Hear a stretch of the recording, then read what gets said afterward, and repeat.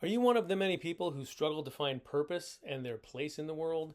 Do you feel pressure to create a meaningful identity?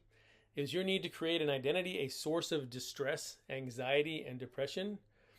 Well, there's one verse in the Bible that answers these questions.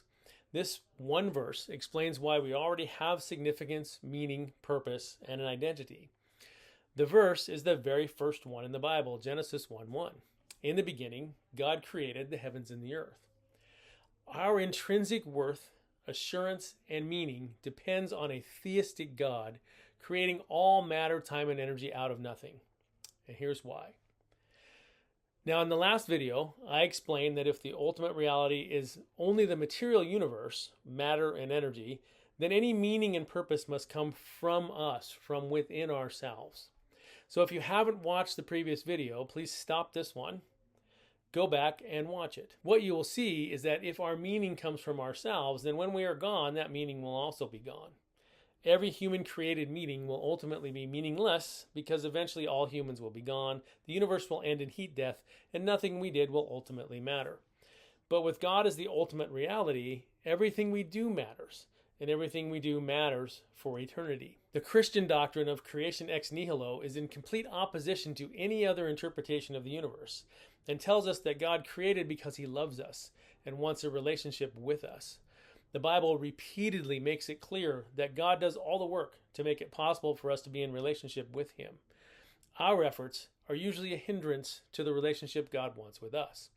For example, Adam and Eve sinned when they tried to become mature through their own efforts. The story of the Tower of Babel is another example of humanity trying to get to God through their own efforts. And if we are simply the result of natural processes, then all we can do is strive with our own efforts on our own to create meaning and purpose. However, because we are the necessary God's contingent creation, we have meaning and purpose given to us by the one who made us. The Genesis creation account is in direct opposition to a materialistic view of life and the universe. The creator of the universe had us in mind ontologically prior to creation. He then created the universe and the world with us in mind, finishing his creation by making us in his image.